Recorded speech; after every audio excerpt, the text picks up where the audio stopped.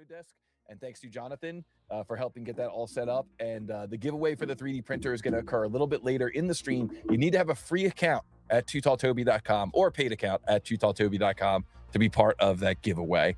So that's going to be coming up in just a little bit. But before we get to that, we have to go back to the Wheel of Fate. And we have to see what the Wheel of Fate has in store for these runners. And guys, is it going to be drawing number 33 or drawing number 35? Either way, it's going to be a good drawing. This is either one of these is going to challenge these guys. Nothing left to do here but give this thing a shuffle and give this thing a spin. Good luck in the chat, everybody who's trying to get it right. Let's see here. Who do we got in the chat? Nate Peel thinks it's going to be 33. And it's 33. Let's go. Let's go. That's how you do it. Nice. Jonathan, any final advice for these guys before we get into this? No. Just keep doing what you're doing. You guys are great. Yeah, you guys got this. Take a deep breath, and here we go. Our number 1 seed versus our number 2 seed. What a great way to go into the finals. They've both earned 1 point in the finals. Whoever can earn this next point will officially be our champion. This next CAD versus CAD battle featuring Neil Zhu from the United States going up against Mehtab from Bangladesh. This Fusion CAD battle begins in 3, 2, 1. Go! And the question here is, what is the mass of this multi-body part or assembly in XXX.X pounds? So we've got multiple bodies, we've got multiple materials, we're working in inches, we're throwing everything we got at these guys. What an outstanding way for them to have a final battle. If one of these guys can take down this point, they will absolutely have earned the championship. And we see that both of our runners have already grabbed a screen capture. Both of our runners are in their 3D CAD system. Who's going to draw first blood, and what is the strategy going to be for this thing? Let's see what these guys do here.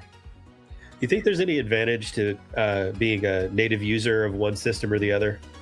Like, does Neil have an advantage here because he's American?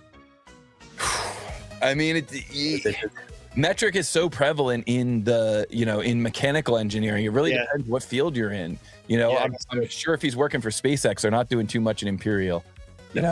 So I think that it's I mean, certainly, like if it was like a carpenter versus European mechanical engineer, there may be an advantage, but it's just that Sammy says it doesn't really matter. It's just numbers to input. I think it matters, Sammy, because there are certain, like 0.625. That's like a real common 3-digit decimal that you're not going to see too often in metric, that you're going to see pretty regularly in Imperial. So I think there are some, there is some advantage to being able to see familiar numbers.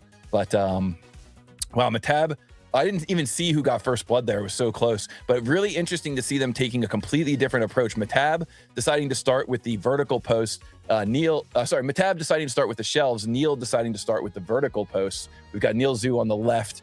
We've got Mehtab on the right. It'd be nice if they were working on this together, right? It's like almost like they're collaborating on this project. Yeah. Wow. And Mehtab, after getting those 3 shelves in place, now he's trying to approach the vertical post. Of course, the trick with this model is that there is a diagonal cross member. You can see it in blue on the illustration on the 3D rendering of this part. And that diagonal cross member, you need to locate the shelves and everything in order to solve for that geometry. Originally, I had 2 to make it more realistic. Having 1 there wouldn't really help you to stop that moment, but I did get rid of the 1. It just got a little too cumbersome on the drawing for the tournament. But that's why there's holes on the back of those vertical posts for both of those diagonal cross members. Yeah. But yeah, you really have to, it's kind of like we would call this an in-context design in some of the CAD systems I've come from, where you really need to get those shelves and those vertical posts in place before you can do that diagonal cross member. And then on top of that, there's some aluminum crossbars that land underneath each of the shelves that kind of hold the shelves in place. So just kind of a fun, intro, tier 5 intro to multi-body, multi-material design. And it's going to be really interesting to see what types of tools these guys use to get the different materials onto these parts. Yeah, Neil did something interesting there, which was using the array tool to get the bodies in place. Whereas Mehtab did a sketch beforehand and placed everything with that. Interesting. Yeah. Yeah, how are they going to get the center lines there, I wonder. Yeah, so this is really interesting. Neil Zhu on the left, running Fusion in dark mode. Mehtab on the right, running Fusion in light mode. Both of them attempting to get this geometry modeled up, get it in place, take advantage of things like pattern, like you mentioned before, take advantage of things like mirroring, understand how to apply different materials within one single Fusion environment. That's almost like taking a step up to the next level as well. What's nice is that Fusion makes it easy to do that, when you have multiple bodies or multiple, I don't want to say it, but components. Yeah. Yeah, it's interesting to watch this because these guys always skip components altogether because it's why I spend the extra time when you're just getting the mass. But, if you're making something, if you're really doing a real object for a real design, you'd want to use components for everything. Right. Yeah, I'm definitely more of a, create all the geometry first and then bump them off to the separate components. But it looks like Neil, let's see what he ends up doing here when he goes to start applying these. All right, so it looks like he's maybe already got them as components. Oh yeah. Yeah, I mean it's 6 one way, half a dozen the other.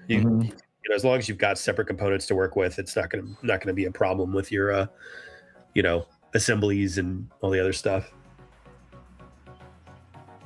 It's like Neil's getting pretty close here. Yeah, we're watching the chat. We're seeing what he's doing and when he's going to come in with his answer. We got Neil on the left running Fusion in dark mode. We got Mehtab on the right running Fusion in light mode. Wow, this is close. This is for all the marbles, Jonathan. Whoever wins this point is going to get the championship, the top prize, all the accolades. See, Neil caught something there. I was worried he was going to miss. Mm-hmm.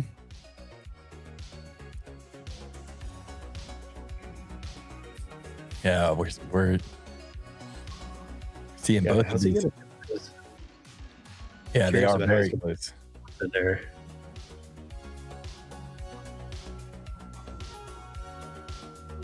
Oh, I just figured out a shortcut. Mm-hmm. Yep, they do come up. That's for sure. Yeah, I think Neil sees it too. Yep. Oh man, using Ivan exploit in the finals.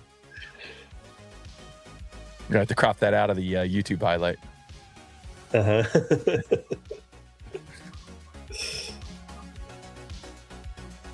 Boy, they are very physical close. Materials in there. Mm-hmm.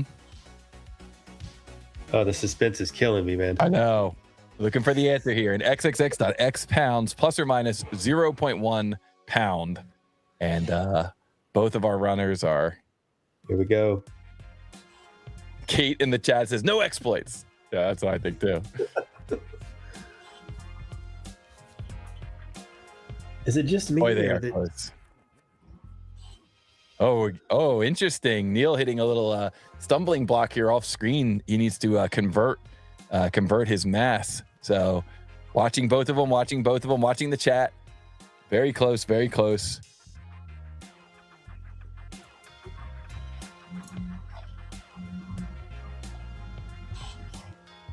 Okay, and Neil Zhu comes in with his answer, 114.55 pounds. That is not correct.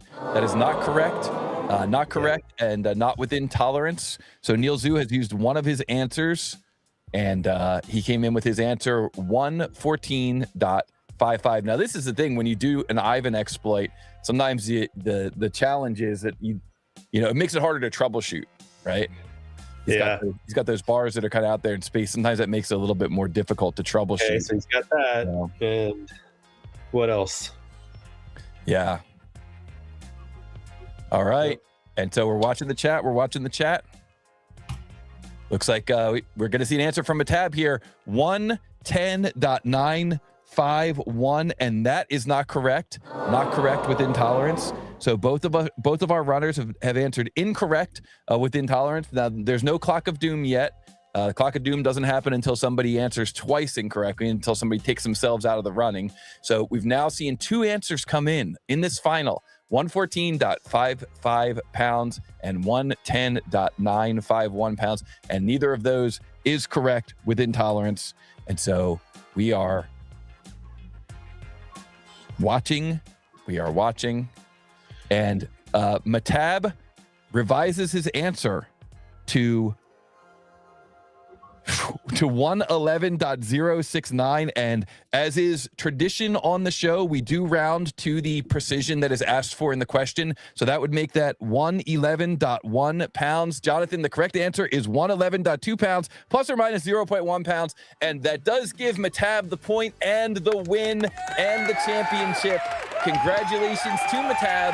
111.2 pounds is correct, plus or minus 0.1. And we do round up their submitted answers to the requested precision. So the answer submitted by Mehtab, 111.1, is within the tolerance. The correct answer is 111.2 pounds. And that is correct, and that does give Mehtab the win. And what a comeback and what a championship. Oh my goodness, Jonathan, holy smokes. Yeah, that was a nail biter. Anybody else see what Neil got wrong there?